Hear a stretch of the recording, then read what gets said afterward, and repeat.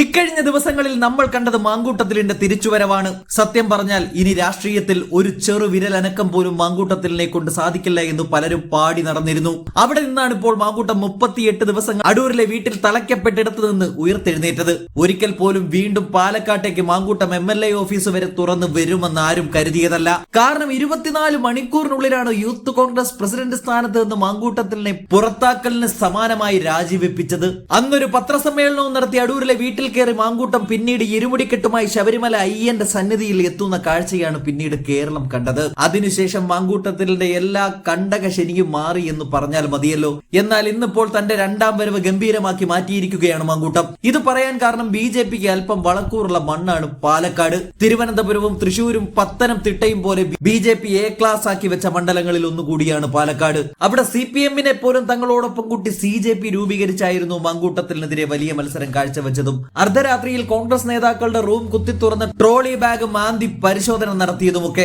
എന്നാൽ ഇന്നിപ്പോൾ ആ BJP പാലക്കാട് വെള്ളം കുടിക്കുകയാണ്. നേതാക്കൾ പരസ്പരം കടിച്ചുകീറി പൊട്ടിത്തെറിയിലേക്ക് എത്തിയിരിക്കുകയാണ്. എല്ലാം അയ്യപ്പന്റെ സുഹൃതമെന്നാണ് ഇപ്പോൾ മാങ്കൂട്ടം പറയുന്നത്. കൃത്യമായി പറഞ്ഞാൽ പാലക്കാട് BJP-യിൽ ഭിന്നത രൂക്ഷമാകുന്നു. BJP സംസ്ഥാന പ്രസിഡന്റ് C കൃഷ്ണകുമാറിന്റെ നേതൃത്വത്തിലാണ് BJP-യിൽ പടയൊരുക്കം. ചെയർപേഴ്സണെയും വൈസ് ചെയർപേഴ്സണെയും അറിയിക്കാതെ നഗരസഭാ പദ്ധതികളുടെ ഉദ്ഘാടനം നടത്തി. നഗരസഭയുടെ അങ്കണവാടി ഉദ്ഘാടനവും ബയോമെഡിക്കൽ കെട്ടിടത്തിന്റെ കട്ടിളവയ്പുമാണ് നടപ്പാക്കിയത്. കുടുംബാധിപത്യമാണ് പാലക്കാട്ടെ BJP-യിലെന്നാണ് എതിർവിഭാഗത്തിന്റെ ആരോപണം. പ്രതിഷേധം ശക്തമായതോടെ RSS-നും BJP നേതൃത്വത്തിനും ഒരു വിഭാഗം പരാതി നൽകി. തെരഞ്ഞെടുപ്പ് അടുത്തിരിക്കെ C കൃഷ്ണകുമാർ വിഭാഗീയ പ്രവർത്തനം നടത്തുന്നുവെന്നാണ് പരാതി. സംസ്ഥാന അധ്യക്ഷൻ രാജീവ് ചന്ദ്രശേഖറിന് നഗരസഭാ ചെയർപേഴ്സൺ പ്രമീള ശശിധരൻ പരാതി നൽകിയിട്ടുണ്ട്. ഫോണിൽ വിളിച്ചാണ് പരാതി പറഞ്ഞത്. C കൃഷ്ണകുമാർ മനഃപൂർവ്വം പ്രശ്നങ്ങൾ ഉണ്ടാക്കുകയാണെന്ന് പ്രമീള ശശിധരൻ രാജീവ് ചന്ദ്രശേഖരനെയും അറിയിച്ചതായാണ് വിവരം. PT ഉഷ MP ഉദ്ഘാടനം ചെയ്ത പരിപാടിയിൽ C കൃഷ്ണകുമാറും ഭാര്യയും കൗൺസിലറുമായ മിനിയും മാത്രമാണ് പങ്കെടുത്തത്. ഇതിലും വലിയ നേട്ടം കോൺഗ്രസിനെ സംബന്ധിച്ച് അവിടെ വേറെ കിട്ടാനേയില്ല. കഴിഞ്ഞിടയ്ക്കാണ് സംഘപരിവാർ അജണ്ട നടപ്പിലാക്കാൻ നോക്കിയ BJP-യുടെ തറക്കല്ല് പോലും ഇളക്കിക്കൊണ്ട് മാങ്കൂട്ടം പോലീസിനെ വരെ വിറപ്പിച്ചത്. ആ രംഗങ്ങൾ കൂടി കണ്ടാലേ എങ്ങനെയാണ് മാങ്കൂട്ടം BJP-യുടെ പേടി സ്വപ്നമായി മാറിയത് എന്ന് മനസ്സിലാക്കാൻ പറ്റൂ.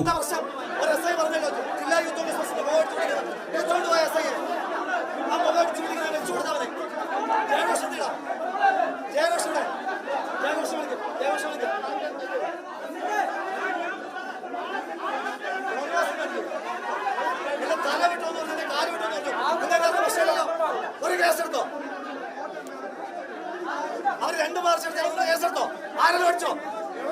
BJP ഓഫീസ് മാർച്ച് എടുത്ത് മാത്രം ഇത്ര സൂക്കേട് കൈവച്ചത് മതി.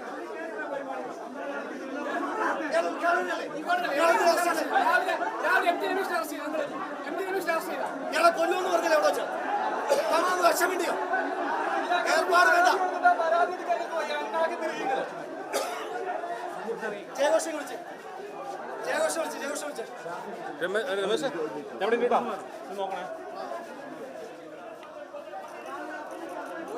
അടിച്ചോന്ന് പറഞ്ഞ് എല്ലാവരും മാറിയല്ലോ.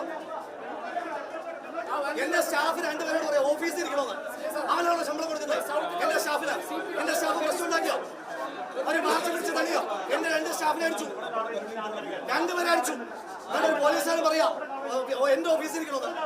എന്റെ ശമ്പളം കൊടുക്കുന്നത് എവിടെ ഇരിക്കണം അവരാണ് തീരുമാനിക്കുന്നത്.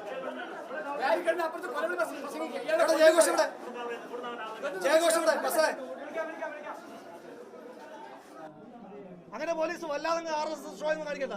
കോട്ടയം പാട്ട് നോക്കണ്ട. പാലക്കാട് നടക്കില്ല. മര്യാദക്ക് പറഞ്ഞേക്കാം. ഒരു ബാരിക്കേഡിന് അപ്പുറത്ത് ഉദ്ഘാടകനെ കൊല്ലും പറയാ, അത് നോക്കി നിന്ന് പോലീസ് നിൽക്കുക. അതിനുശേഷം അവർക്ക് പ്രവർത്തകർക്ക് അവിടെ പരിപാടി ജയഘോഷിന്റെ മുഖം അടിച്ചു പൊട്ടിക്കുമെന്ന് പറഞ്ഞാൽ SI നിങ്ങൾ ഇങ്ങോട്ട് വിളിക്കുക. നോക്കാം അടിച്ചു പൊട്ടിക്കാൻ പറ്റുമോ നോക്കാം. അത്ര ആർജവമുള്ള SI ഇങ്ങോട്ട് വിളിക്കുക. ഒരു പ്രശ്നം ഉണ്ടാക്കാത്ത ഒരു മുഖം അടിച്ചു വിളിക്കുമെന്ന് പറഞ്ഞാൽ അവനെയും കൊണ്ടാ വന്നേക്കുന്നത്. എന്നാ മുഖം ഒന്ന് അടിച്ചു വിളിക്കും നിങ്ങൾ. RSS മാർച്ച് നടക്കുമ്പോൾ നിങ്ങൾക്ക് പ്രശ്നമില്ല. എന്റെ ഓഫീസിലോട്ട് മാർച്ച്, DCC മാർച്ച് നിങ്ങൾക്ക് അടിക്കണ്ടായിരുന്നല്ലോ. കാല് വെട്ടുമെന്ന് പറഞ്ഞു, തല വെട്ടുമെന്ന് പറഞ്ഞു, നിങ്ങൾക്കൊന്നും ചെയ്യണ്ടായിരുന്നല്ലോ. RSS-ന്റെ ഓഫീസിലോട്ട് മാർച്ച് നടത്തി നിങ്ങൾക്ക് പ്രശ്നമോ? നിങ്ങൾ കണ്ടതാണല്ലോ അവിടെ എന്തായിരുന്നു പ്രകോപനം. എന്തിനാ സന്ദീപ് വാര്യരെ അറസ്റ്റ് ചെയ്തേ? രാവിലെ ഉദ്ഘാടനമായി വന്ന MT രമേശിനെ അവർ തൊട്ടോ? സന്ദീപ് വാര്യരെ കൊല്ലുമെന്ന് ബാരിക്കേഡിനപ്പുറത്ത് എന്ന് പറഞ്ഞിട്ട് ഒരുതെങ്കിലും അറസ്റ്റ് ചെയ്തോ? നിങ്ങൾ കണ്ടതല്ലേ. എന്റെ കാല് വെട്ടുമെന്ന് പറഞ്ഞു, തല വെട്ടുമെന്ന് പറഞ്ഞു, കേസെങ്കിലും എടുത്തോ? BJP-ക്ക് എതിരായിട്ട് സമരം നടത്തുമ്പോൾ മാത്രം ഇവർക്ക് കയറി അടിക്കല്.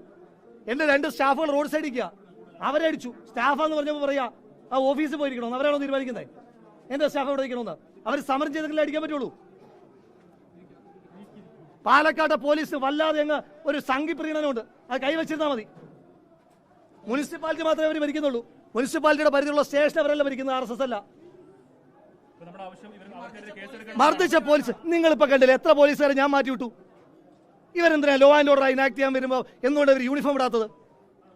സിവിൽ ഡ്രസ് ഇരിക്കുക. എന്നെ പിടിച്ച് മാറ്റിയ മൊത്തം സിവിൽ ഡ്രസ്സുകാരന്മാർ.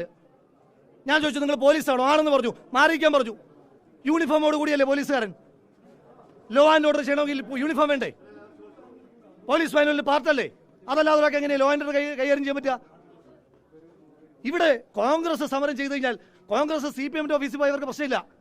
ഇനി അതാണെന്ന് വിചാരിക്കേണ്ട. കഴിഞ്ഞ ദിവസം ഇവിടെ ഗണേഷ് കുമാർ വന്നു, ഞാനുണ്ടായിരുന്നു, ശ്രീകണ്ഠൻ MP ഉണ്ടായിരുന്നു. ഞങ്ങൾക്കെതിരായിട്ട് പ്രതിഷേധം ഉണ്ടായി. പോലീസ് പ്രശ്നമില്ല. അത് BJP പ്രതിഷേധ. പക്ഷെ BJP ഓഫീസോട്